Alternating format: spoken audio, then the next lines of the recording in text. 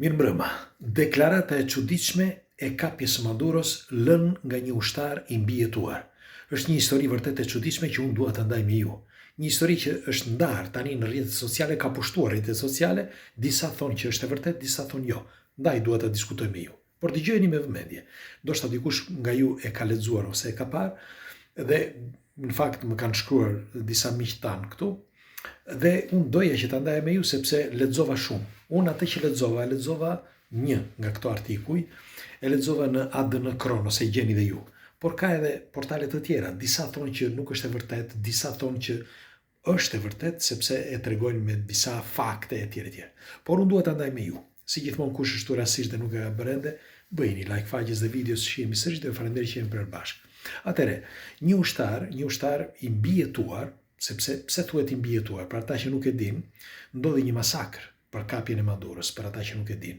Diqen me qindra ushtar, madje edhe bodyguard. Po, të paktën kështu deklarohet. Por, sipas dëshmive të këtij ushtari, ka ndodhur diçka tjetër, që unë do t'ja u tregoj tani. Atëre, ushtari thotë kështu.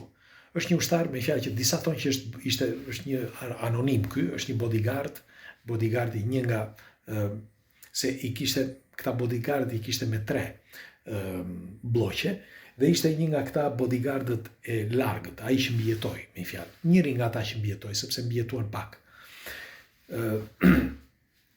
Në ADN Kronos tregon fjalë për fjalë tregon kështu, që ushtari thotë që në një moment thotë përpara orës 10 u fikën radarët, u fikën sistemet, të gjitha sistemet e komunikimit u shkëputën totalisht. Pra bëhet fjalë, thot ai, që nuk ishin të lidhura me satelitin, por ishin të lidhura me sistemin ton. Një kjo. Tjetra, përveç se u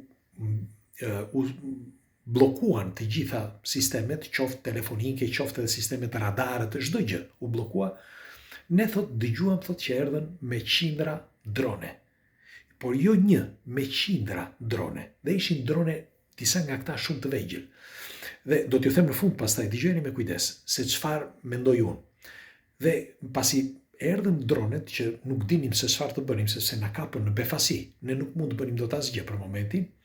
Nga ai moment ne dëgjuam disa helikopter. Nuk është ashtu siç thuhet, siç thot ky tani, që ishin shumë helikopter, që qëlluan atje apo qëlluan këtu, ishin vetëm 8 helikopter, thot ky.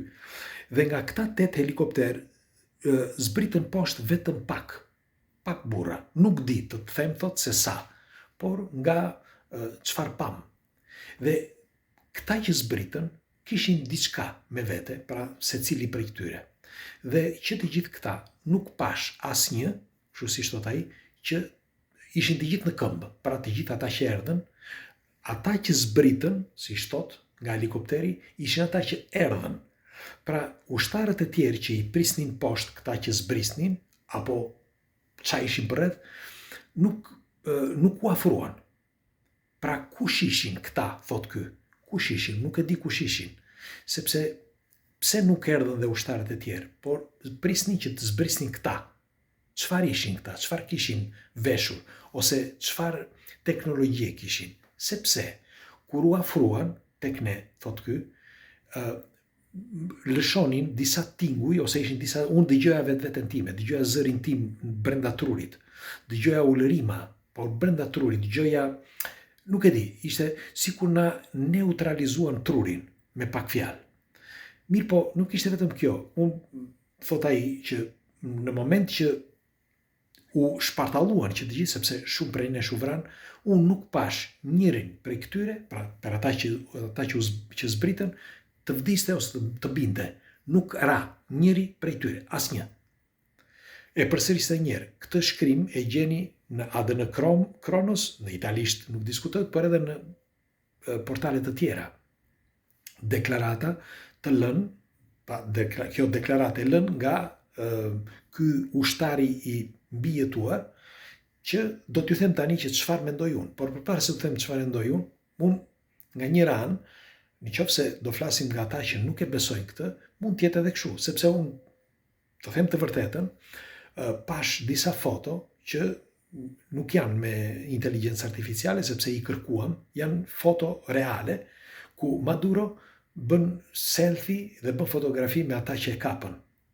Dhe nuk janë fotografi që u shfaqen nga ata, por dollën këto fotografi, dollën në qarkullim, ndoshta këta i kishin për telefonet e tyre, nuk e di.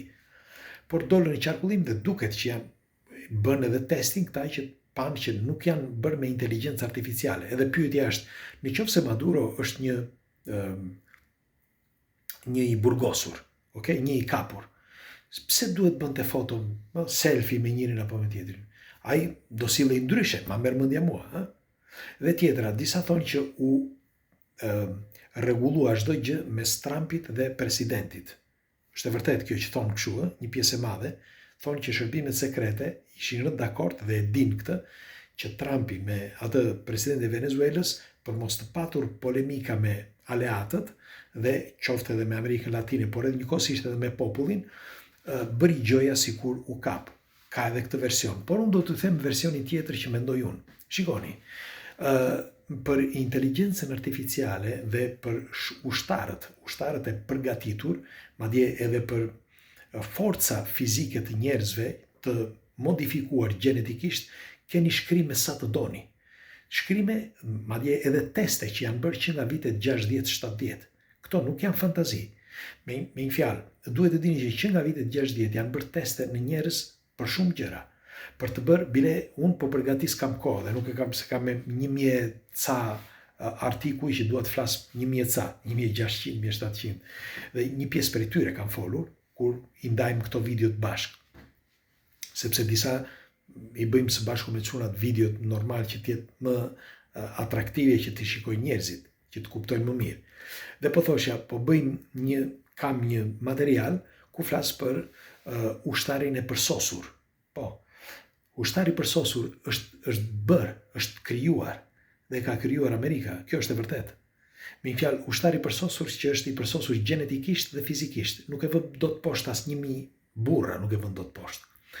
Dhe tjetër, sepse nuk ndjen dhimbje e tjerë, janë disa gjëra që nuk dua të flas këtu tani sepse nuk dua ta konsumoj. Por këto janë reale dhe do t'ju them vetëm kaq. Ajo Delia Dolly u bë në vitet 2000, Delia Dolly, pra klonimi.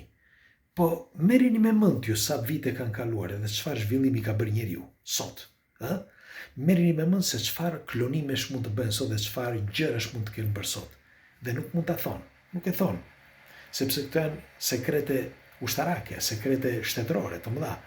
Kështu që në qoftë se me të vërtet kjo është një deklarat e lënë nga një i mbijetuar, unë mendoj që ka teknologji, janë të vërtet, teknologji që mund të shikojnë tejmurit, mund të shikojnë trupin tënë se çfarë ke këtu.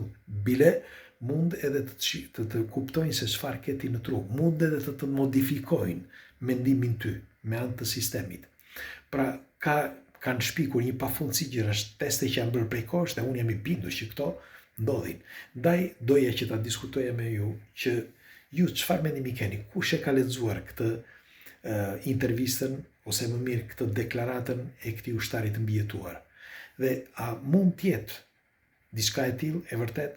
Shiko, nuk është vetëm Amerika, sepse mund ta ketë bërë edhe Rusia, mund ta ketë bërë edhe Kina. Bile tregohet që Kina ka bërë tani një sistem të një ushtari perfekt që duhet flas edhe për këtë, por nuk dua ta zgjas tani, sepse nuk dua ta konsumoj, por po thosha që edhe Kina, pse e po e them këtë, sepse nuk është më si dikur, ka ndryshuar shumë gjërat, ka ndryshuar jashtë mase dhe teknologjia ka bërë hapa gjigant, po sikur kjo histori të jetë e vërtet. Megjithatë pres komentet tuaja. Doja që ta ndaja me ju. Ju falenderit. Hajde, pres dua t'ju lexoj. Natë.